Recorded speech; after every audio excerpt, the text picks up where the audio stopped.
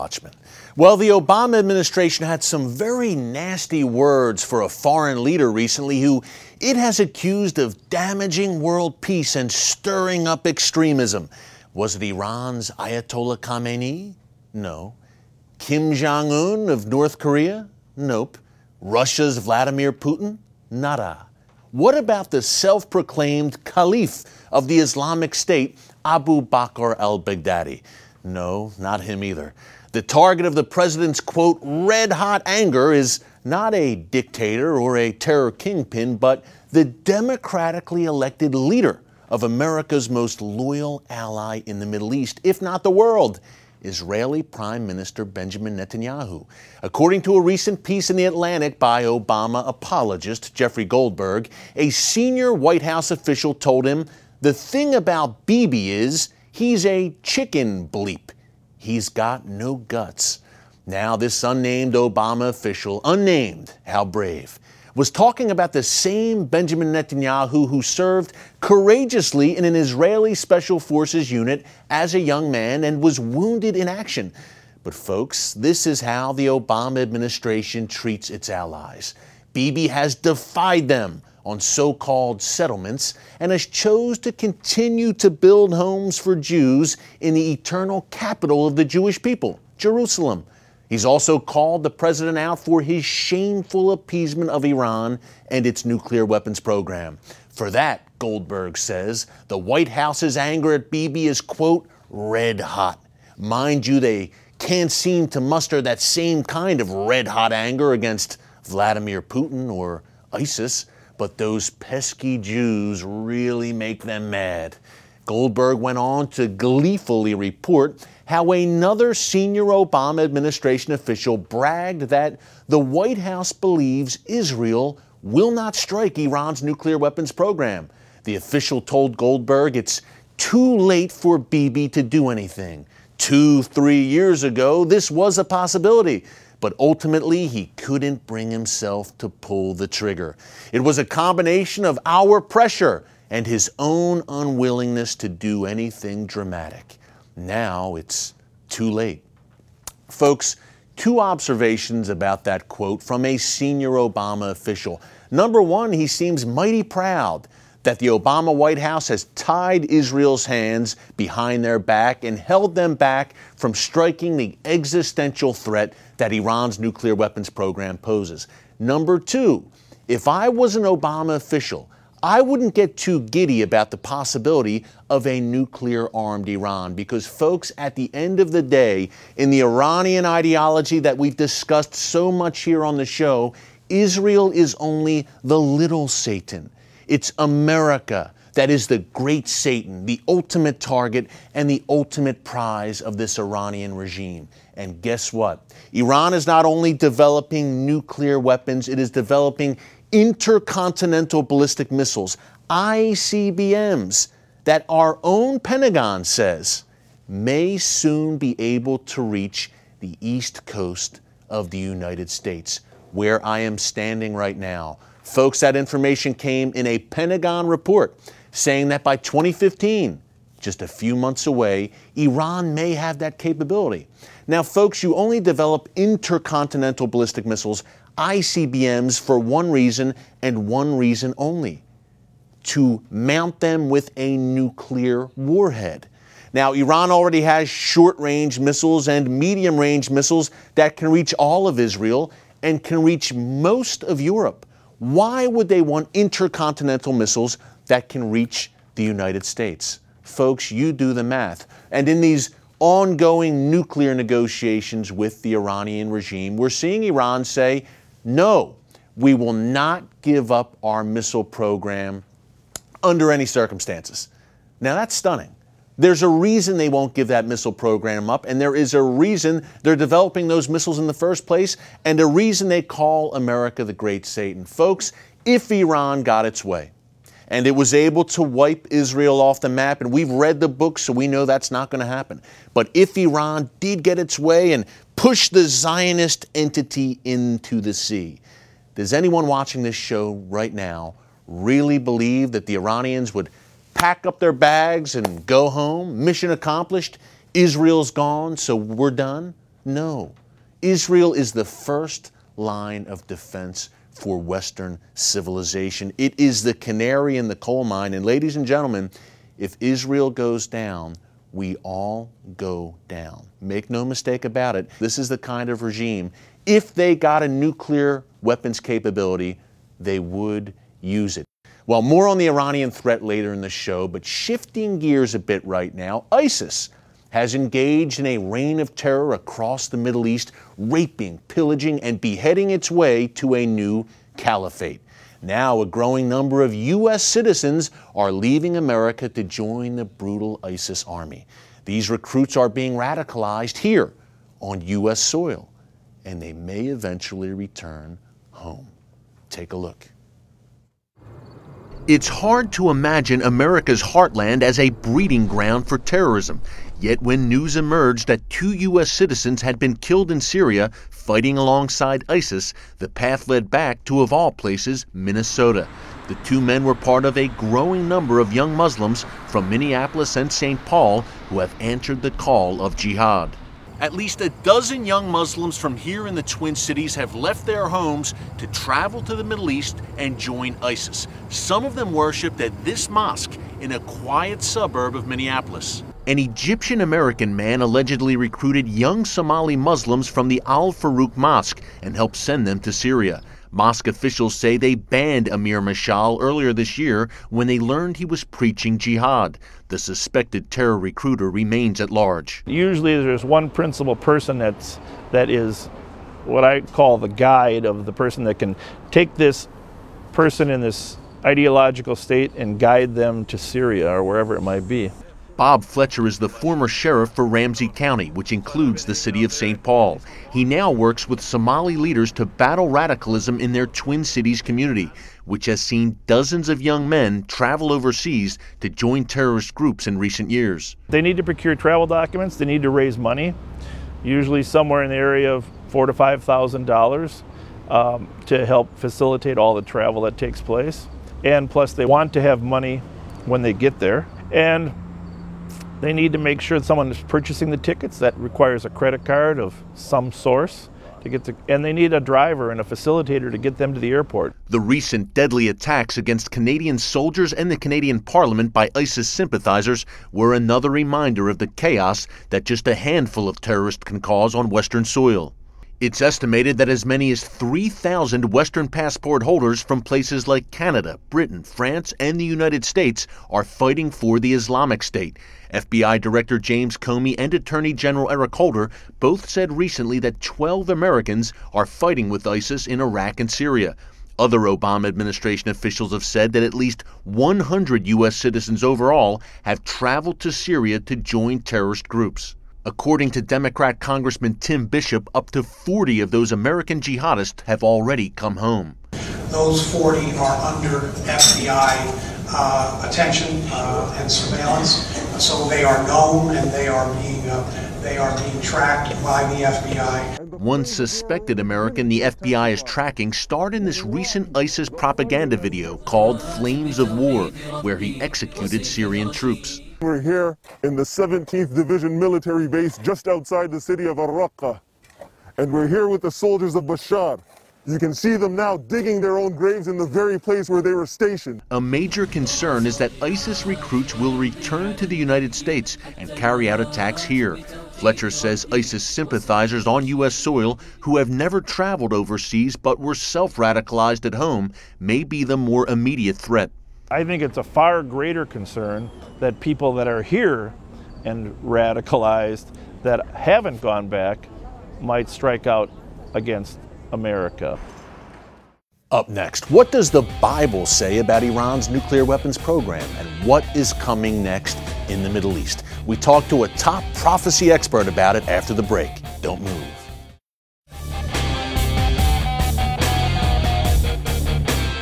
And welcome back.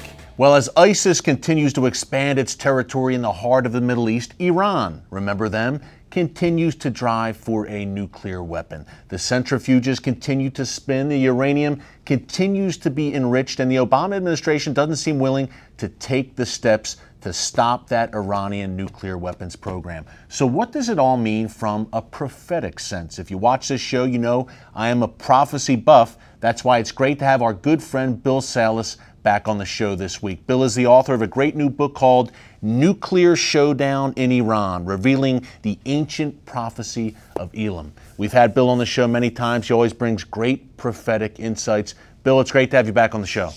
Eric, it's great to be back, and what a hot topic with Iran. Wow. You know, it's funny, Bill, because Iran, very clever as always. They invented chess in Persia. They are kind of in the shadows a bit right now. Just that's where they like to be. And the nuclear weapons program continues to march while the world's attention is riveted on Ebola and ISIS. Bill, what are the state of things with this Iranian nuclear weapons program? How close do you believe they are right now? Well, they could be very, very close. You know, they have 19,000 centrifuges. Not all of them are spinning presently, but the estimates are 19,000 centrifuges spinning 24/7 could produce a nuclear weapon in 6 weeks. Now, of course, Ayatollah Khamenei is pushing for 190,000 separate work units, which would be centrifuges. That would there's a possibility in time where Iran could have produce about 38 nuclear weapons per year. One Israeli official had come out and said that Iran could have 50 to 100 nuclear weapons by the year 2024. Wow. And you know, Bill, they also are the Iranians working on this long-range intercontinental ballistic missile program, which means those nukes could one day reach the United States. Okay, so we know Iran wants to wipe Israel off the map. We know Iran considers America the great Satan and really their greatest enemy. Bill, what does all of this mean prophetically? Well, you know, the Bible does speak quite a bit about Elam's future, and so we don't have to take guesses, Eric. We've got Iran involved in 2 end times prophecies. One of them most people are very familiar with that study Bible prophecy, and that's in Ezekiel 38 and 39. That's called that Gog of Magog invasion, where Russia comes together with Turkey and Persia, which we call Iran now, and other populations to come against Israel in the latter days. That's a very formidable advance. But one prophecy that's been vastly overlooked, that was written about 2,700 years ago by Ezekiel's contemporary Jeremiah, is the subject of my new book. And I believe it could be dealing with Iran's nuclear program. It is dealing with a disaster that comes out of the Persian Gulf area by the Bushehr province area where that Bushehr nuclear reactor is in ancient Elam. Ancient Elam is the subject of the book, Eric. Now, was Elam inside modern-day Iran, Bill? Yes, when you look at a map of modern-day Iran, you will see that Elam hugs the Persian Gulf. Elam was the son of Shem. He was the grandson of Noah. He was, we're told in Genesis 14, they were a warlike people. We're told in Isaiah 22, verse 6, in that area that they were expert archers. So what we have here is a advanced, much deeper history than Persia. They're hugging the Persian Gulf where that Bushehr nuclear reactor is. So they take about 1/5 of modern-day Iran, and Persia would comprise about 4/5 of the rest of Iran. Well, very interesting. And Bill, you know, this prophecy of Elam, a lot of people don't know about it. As you said, they know about the Ezekiel prophecy, but tell us a little bit more what the Bible says about Elam. Yes, Elam in Jeremiah 49, verses 34 through 39. In a nutshell, Eric, what happens is that the Lord gets fiercely angered, and because he gets fiercely angered, a disaster, a judgment, a disastrous judgment comes about in that specific area. And what happens is it says that the bow of Elam will be broken, which takes on a special meaning when we understand that Elam were expert archers, the Elamites. So he's going to break the bow. Now, if that happens in our time, it could be very well dealing with those ICBMs you were talking about. Maybe something's going to affect their ability to launch out their missiles, which, by the way, they say they can hit any target in Israel presently. So we got to run to the commercial now, Bill. I don't mean to cut you off, my friend, but we're going to get into this much more after the break. What is Iran going to do, Elam, to bring this judgment upon them? Much more coming up with Bill Salus after the break. Stick around.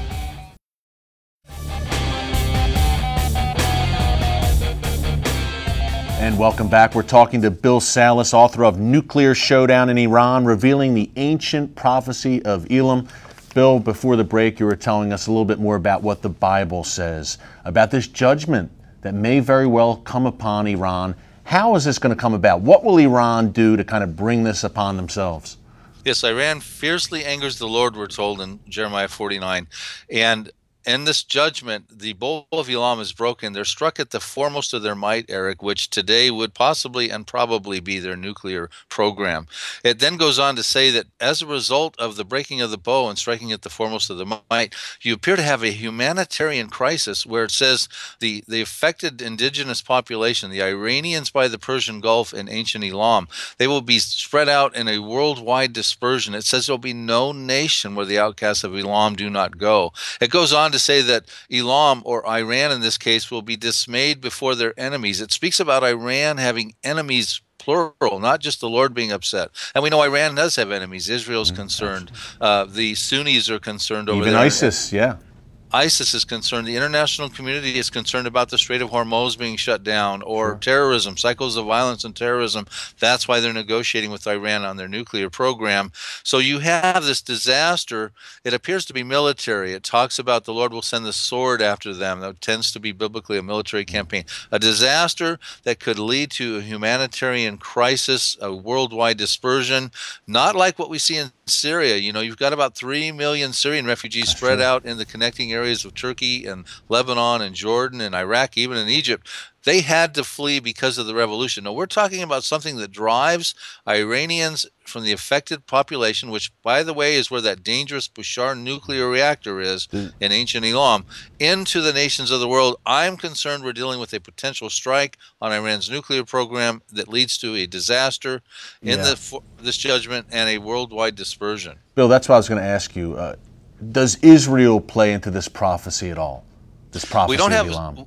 We have enemies. We're listed that Iran has enemies, and in modern time, of course, we know Israel's right at the top of the list. They are definitely concerned about Iran's nuclear program. The threat of them striking Iran's nuclear program is very real, very legitimate.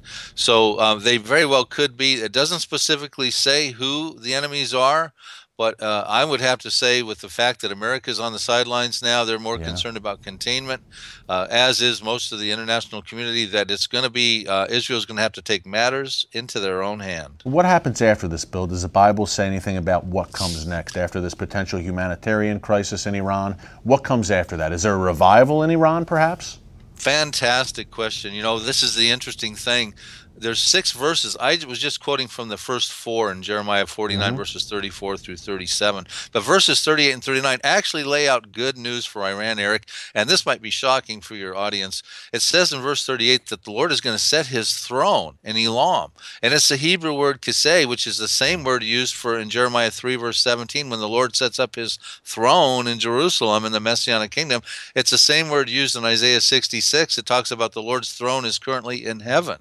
So what is that all about? Well, that is good news that the Lord will be someday setting his throne up in Elam, and we find out in the final verse, it's in the latter years. It says he'll set his throne in Elam, and then it goes on to say, in the latter years, he will bring back the captivity. He will restore the fortunes of these dispersed Iranians. So the good news is that Iranians in the Messianic kingdom, like Israelis, like Jordanians, Assyrians, Egyptians, and other populations, will come to recognize that Jesus is the Lord after this travail, after their various travails, and they will be escorted into the Messianic kingdom.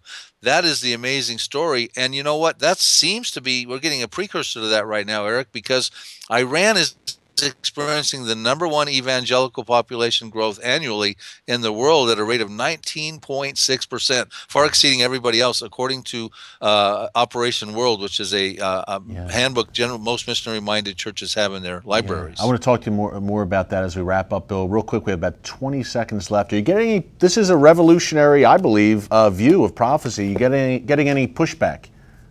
Well, it's just come out, and whenever we introduce the discernment of a new prophecy, much like the Psalm 83 prophecy that I introduced, it takes a little while for the scholars to digest it, but so far, people are really interested in what I'm saying. It does appear to be a prophecy for our time. I prove in the book it has not been historically fulfilled. Yeah. Well, Bill, you can find all Bill's work on prophecydepot.com. Check it out. Some final thoughts with Bill Salus after the break. Don't move. And And welcome back. We're wrapping up with our good friend Bill Salus, author of Nuclear Showdown in Iran, Revealing the Ancient Prophecy of Elam. Bill, so much going on in the world. Give us your take. What do you think is next on the prophetic timetable in the short amount of time we have?